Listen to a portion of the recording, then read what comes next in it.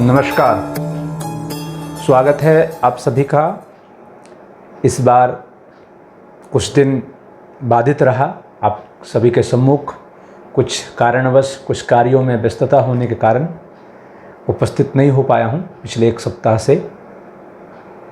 अभी से फिर से प्रयास करूँगा कि आपको प्रत्येक दिन ज्योतिष से संबंधित ज्ञान को बढ़ाने के लिए, आपकी जानकारी के लिए, आपकी हर समस्याओं का समाधान निकालने का प्रयास मैं करता रहूँगा।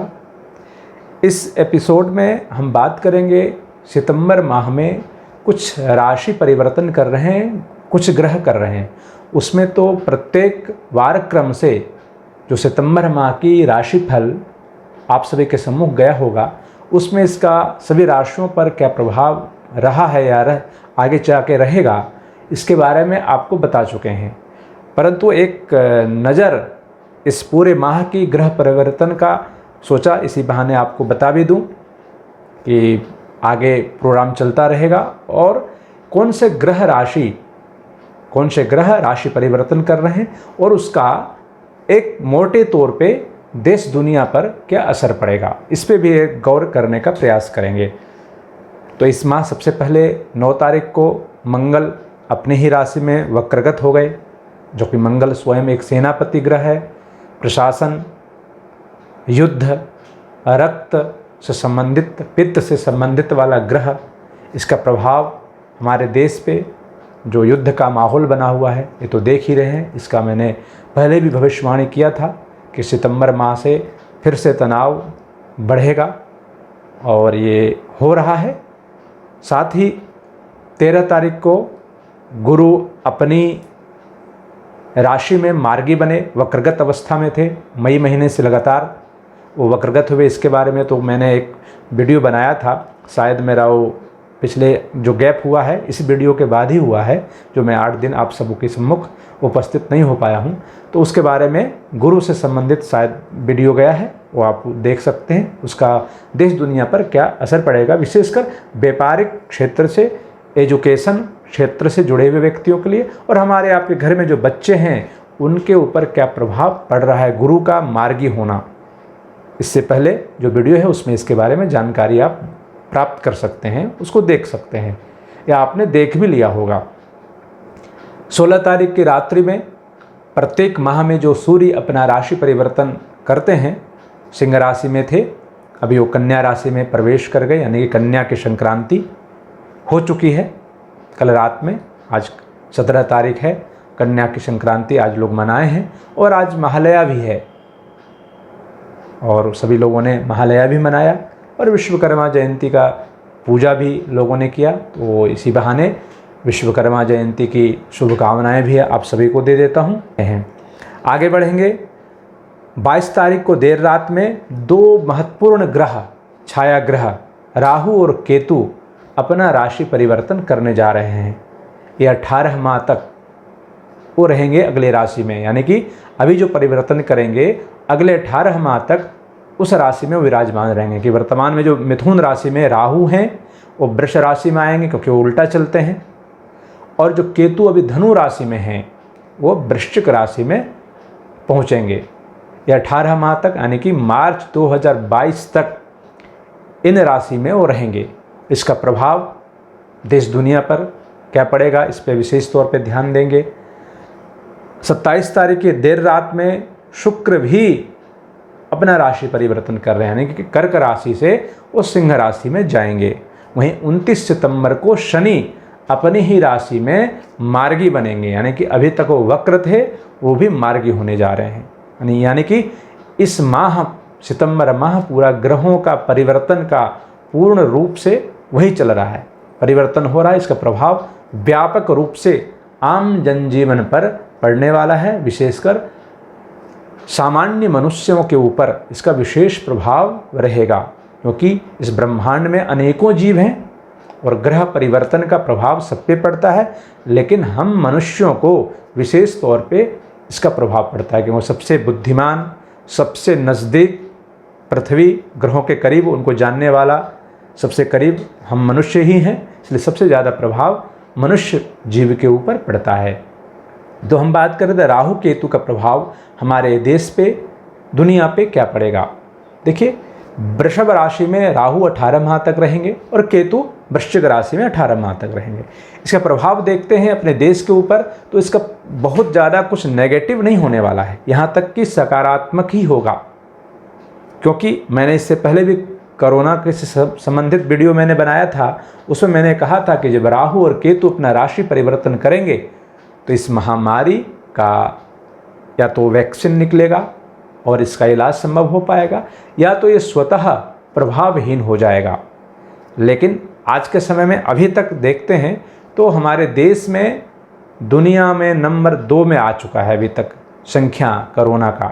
ये तो एक आंकड़ा है, और बिना आंकड़े के भी बहुत लोग घर में ही रह के ठीक हो रहे हैं, ना वो रिपोर्ट करते हैं और नहीं वो चेकिंग कराते हैं। वो बिना घर में, ऐसे तो जितनी संख्या आंकड़े में है और इससे दुगना संख्या मुझे लगता है लोगों को घर में रह के बहुत ठीक हो जा रहे, क्योंकि उनका लक्षण दिखता नहीं है, थोड़ी बहुत दिखता है 1-2 दिन और फिर वापस अपना जीवन में वो व्यस्त हो जाते हैं।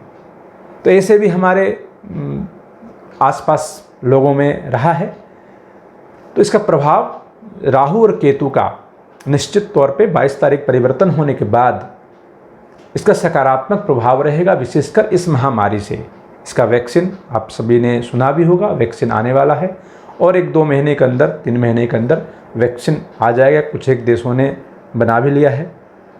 तो निश्चित तौर पे इसका प्रभाव से हम लोगों को इस महामारी से छुटकारा मिलने की संभावना, यानी कि इलाज मिलने की संभावना। छुटकारा तो संभव नहीं है, क्योंकि जो एक बार बीमारी आ गई इतना आसानी से ख़त्म नहीं होता, लेकिन उसका इलाज संभव होगा।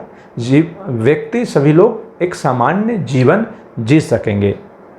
साथ ही देश के ऊपर आर्थिक के जो हालात हैं अभी तक तो बेहद ख़राब रहा है। -23 GDP अपना चला गया है भारत का, लेकिन अभी आने वाले समय में देखेंगे तो इसका प्रभाव अच्छा रहेगा, यानी कि GDP में ग्रोथ फिर वापस पहले जैसा आने वाला है। पहले जैसा 7% तो नहीं होगा अभी आने वाला समय में 6-8 महीना, लेकिन निश्चित तौर पे वो रफ्तार फिर वापस आएगी, क्योंकि जो भी चीज़ माइनस हुई है तो प्लस भी निश्चित तौर पे होगा और वो देखने को मिलेगा आने वाले समय में। और लोग बहुत अपने आप में मेहनत भी कर रहे हैं, अपने अपने क्षेत्रों में लोग कार्य भी कर रहे हैं, कुछ नया करने का प्रयास भी कर रहे हैं। बहुत लोग जो बाहर गए हुए थे और नौकरी करते थे वो अपने अपने स्थानों में, गाँवों में वापस आए हैं, और कुछ लोग अपने अपने ढंग से व्यापार प्रारंभ कर रहे हैं। शुरू करने के साथ ही कोई खेती कर रहा है, कोई और कुछ भी कर रहा है। कोशिश जारी है, प्रत्येक व्यक्ति का अपने अपने क्षेत्रों में कोशिश जारी है, और इसका प्रभाव लोगों के ऊपर भी दिखेगा और हमारे देश के अर्थव्यवस्था के ऊपर भी ये देखने को मिलेगा। एक बात और देखने वाली है कि अभी माहौल युद्ध की बनी हुई है चाइना के साथ में, लेकिन इससे पहले भी ऐसा हुआ है और उसमें अंतिम समय में जाकर के दोनों में समझौता भी हुआ और युद्ध टल गया है।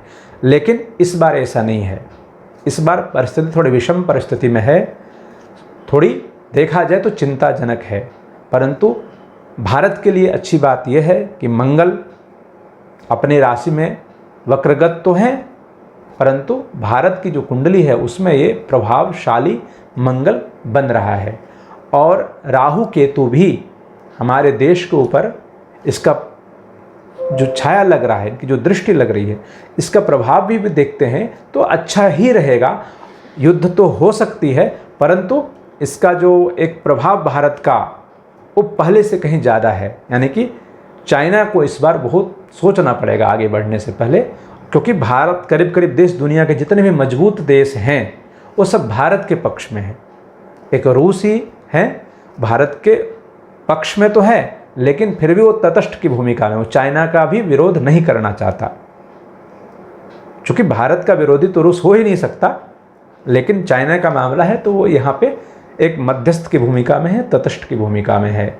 तो भारत का सपोर्ट पूरी दुनिया से है, और भारत अगर युद्ध की परिस्थिति भी बनेगी तो भारत का पल्ला निश्चित तौर पे भारी रहेगा। कारण ग्रहों की जो परिस्थिति है वो सब कुछ भारत के पक्ष में है। और देखा जाए तो एक ग्रह से तनाव तो बढ़ेगा, लेकिन एक छोटे रूप में युद्ध होगा। कोई बृहद रूप में युद्ध होने की संभावना नहीं है। यहाँ तक कि युद्ध टल भी जाएगी आने वाला समय में। ये भारत की जो ग्रहों की व्यवस्था है, भारत की कुंडली की, इसको देखकर मैं आपसे बात कर रहा हूँ।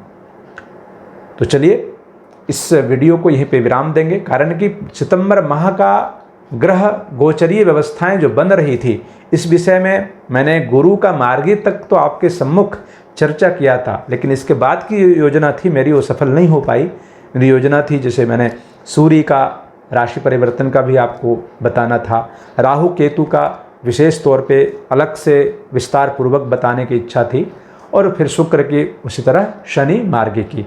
परंतु इसी वीडियो में आपको एक जानकारी मिल गई कि कौन सा ग्रह कब कहाँ परिवर्तन कर रहे हैं, और हमारे देश में विशेषकर आर्थिक तौर पे युद्ध के हालात जो बने हैं, इसको लेकर के क्या प्रभाव रहेगा, इसके ऊपर मैंने ध्यान देने का प्रयास किया।